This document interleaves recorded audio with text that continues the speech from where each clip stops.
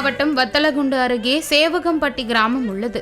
இங்கு பழமை வாய்ந்த சோலைமலை அழகர் பெருமாள் கோவில் உள்ளது. இந்து சமய அறநிலையத்துறைக்கு சொந்தமான இந்த கோவிலில் விவசாயம் செழிக்கவும் மும்மாரி மழை பெய்யவும் வேண்டுதல் நிறைவேறவும் விவசாயிகள் மற்றும் பொதுமக்கள் சோலைமலை அழகர் பெருமாளை வேண்டிக் கொள்கின்றனர். இதற்காக வாழைப்பழம் சூறை விடும் திருவிழா ஆண்டுதோறும் தை மாதம் 3ஆம் தேதி நடைபெறுகிறது.